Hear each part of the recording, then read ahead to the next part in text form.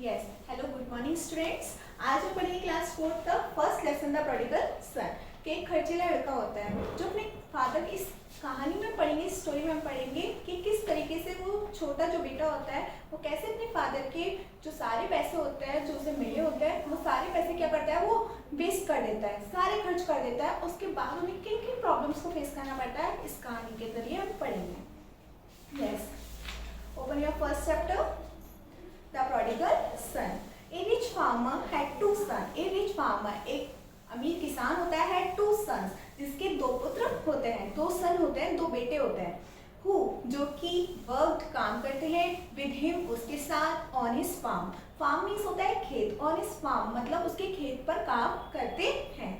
One day एक दिन the younger son जो छोटा बेटा होता है, छोटे को क्या बोलते हैं younger और बड़े को क्या बोलते हैं elder।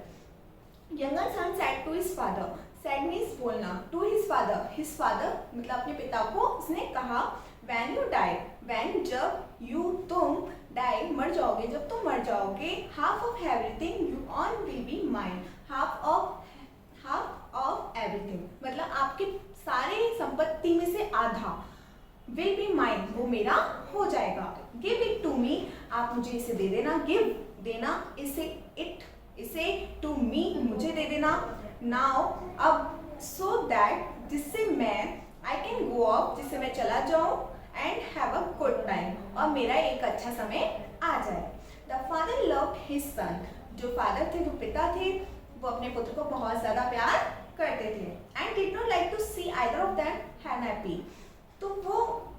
डिड नॉट लाइक उन्हें पसंद नहीं था टू सी दैम कि उन्हें देखना, वन ऑफ दैम मतलब उनमें से एक को भी खुश देखना, क्योंकि दो बेटे थे, दोनों में से सबको क्या देखना चाहते थे, खुश देखना चाहते थे। सो इसलिए ही काउंटेड उन्होंने हिज मनी उन्होंने अपनी मनी को गिना कि कितनी मेरे पास मनी है and gave of it half of it मतलब उसने दे दी, मतलब उनमें से आधी उसको छोटे बेटे को गिफ्ट कर दी। A few days later तो कुछ दिनों बाद the younger son packed his belongings मतलब उन्होंने अपनी संपत्ति जो थी, जिस संपत्ति को उसको फादर से मिली थी उसको क्या किया, पैक्ड किया। बिलोंगिंग्स मीन्स है संपत्ति, बिलोंगिंग्स मीन्स संपत्ति एंड बैग्स ऑफ गोल्ड और बैग्स ऑफ सोने के जो उसको सिक्के के जो बैग मिले थे और संपत्ति मिली थी उनको पैक किया और चल दिया। माउंटिंग हिज हॉर्स मतलब अपने हॉर्स को बढ़ाया, अपने घोड़े को बढ़ाया। he waved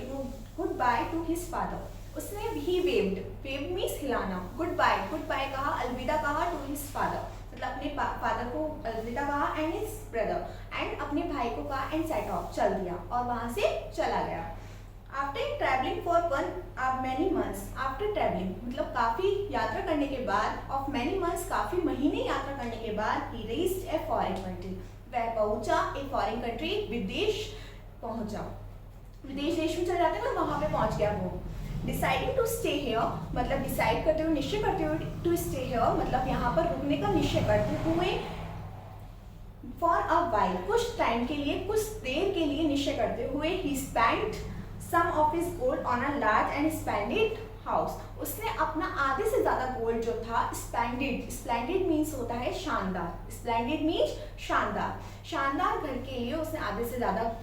गोल्ड जो था वो दे। He spent his gold on clothes for himself. He spent उसने खर्च किए his gold अपने सोने को, on his clothes अपने कपड़ों पर, and presents means है gift, present means एक present होता है जो हमारे यूज होता है वर्तमान के लिए, अभी जो चल रहा है उसके लिए, और इसमें यदि s जोड़ दिया, s ऐड कर दिया तो ये बन जाता है gift। presents for his new friends और उसने उसके जो न्यू फ्रेंड्स बने थे ना वहाँ पे फॉरेन कंट्री में, तो उनके लिए क्या किया, उसने गिफ्ट्स खरीदे। Who seemed to like him जो कि उसकी तरह दिखते थे।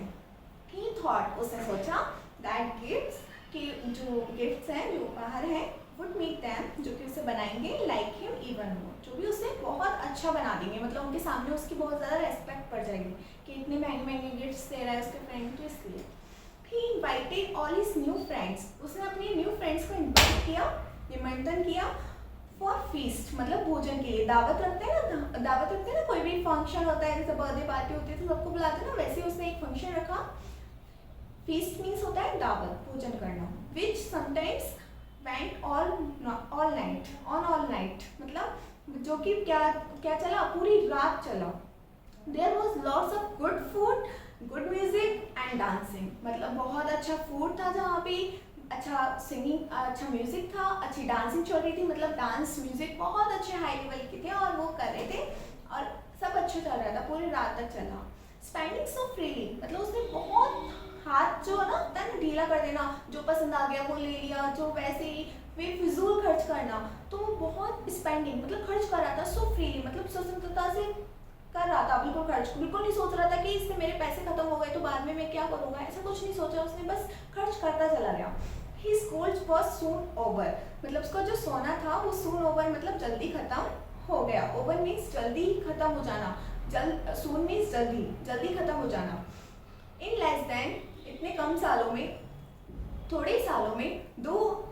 2 years, 2 सालों में he had to go to money lenders for more gold, मतलब वो क्या गया, he had to go, उसे जाना चाहिए to money lenders। money lenders होते हैं साहूकार, जैसे अपन उधार मांगने जाते हैं ना कि हमारे पास पैसे खत्म हो गए तो उधार ले लेते हैं कुछ लोग, तो वैसे ही वो उधार लेने मनी लेंडर्स के पास गया जो कि साहूकार बोले जाते हैं। फॉर मोर गोल्ड, मतलब और अधिक सोने के लिए वो मनी लेंडर के पास गया। सून, जल्द ही हैड टू सेल ऑफ, उसने अपना घर उसने बेच दिया, सेल ऑफ मीन्स बेच देना।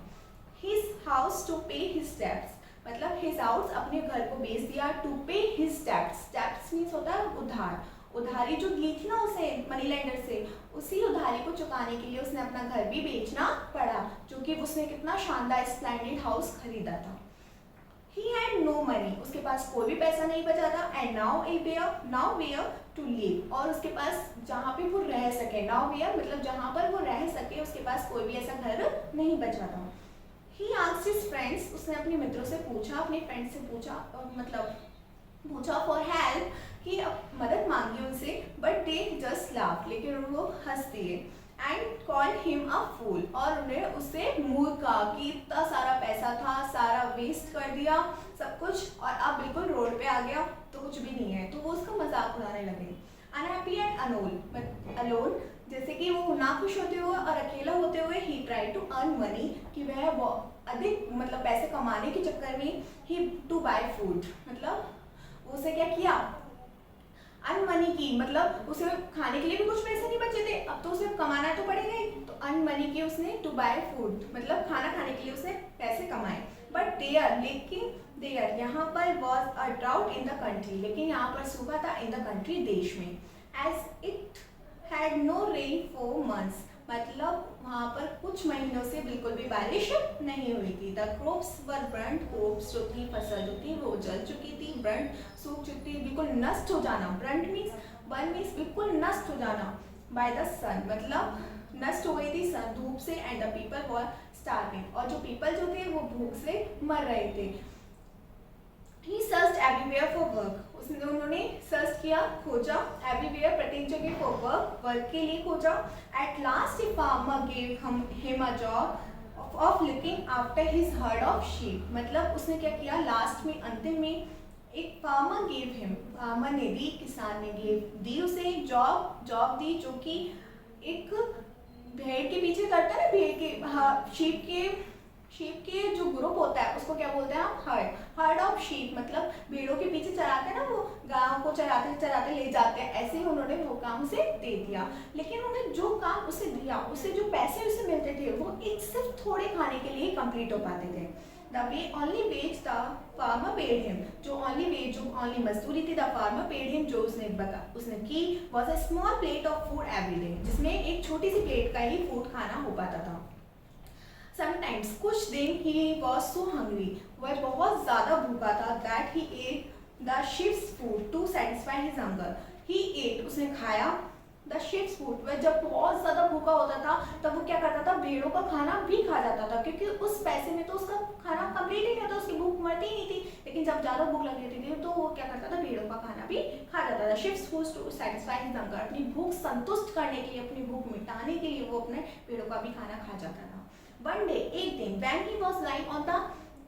hard ground, मतलब जो पड़ा हुआ था, lying means पड़े रहना, on the hard ground मतलब जो खेत पे ना, खेत पे पड़ा हुआ था, he thought of his home, मतलब उसने सोचा of his home, अपने घर के बारे में और अपने फादर के बारे में। हु लव्ड हिम, जो कि उसे बहुत ज़्यादा प्यार करते थे। ही रिमेम्बर्ड, उसने याद किया दैट हिज फादर सर्वेंट, जो उसके फादर के जो नौकर थे वहाँ पे, जो वो बहुत अमीर थे,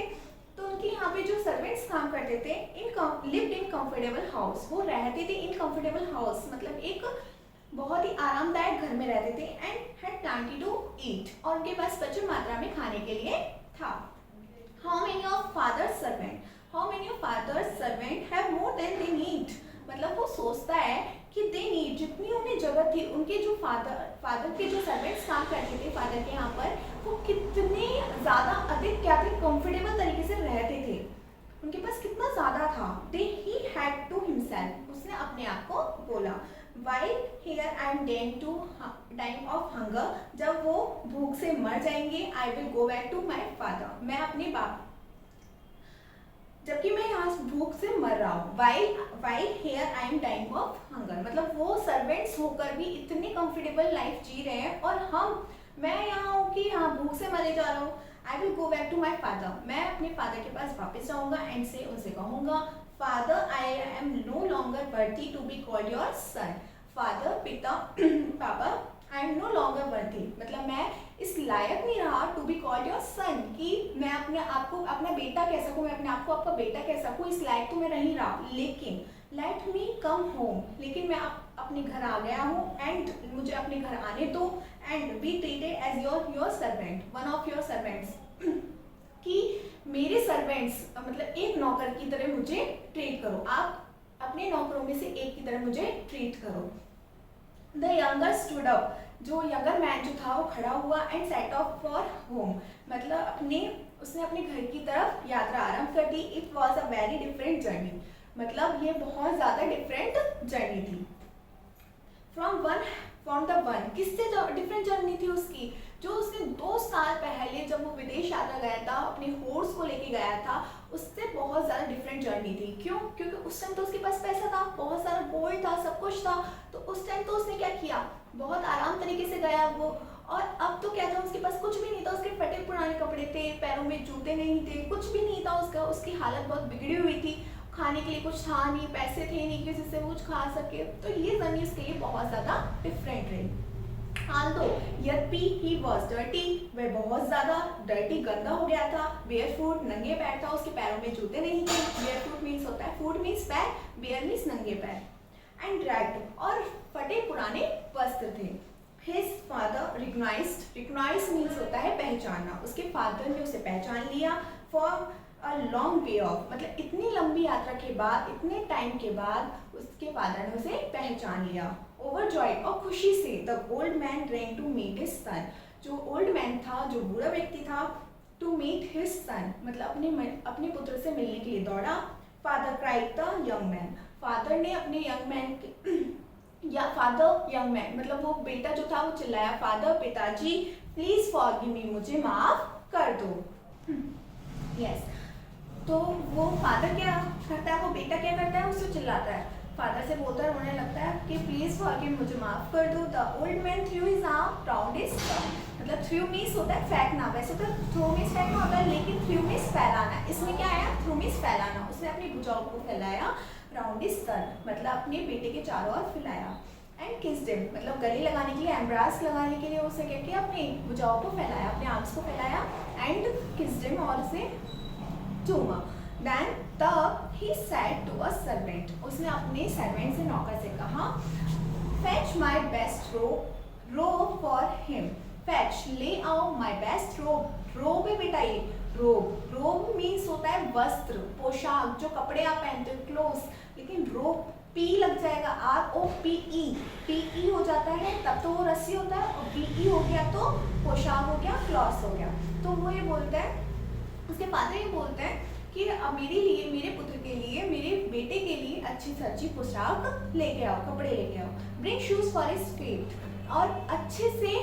जो उसके शूज लेके आओ, उसके पैरों के लिए शूज लेके आओ, क्योंकि उसके पैरों में जूते नहीं थे। And a ring for his finger, और एक अंगूठी लेके आओ उसके फिंगर्स के लिए। अच्छा स्टूडेंट्स, आज यहाँ तक ही हम पढ़ेंगे, नेक्स्ट लेक्चर में हम इस चैप्टर को कंप्लीट करेंगे।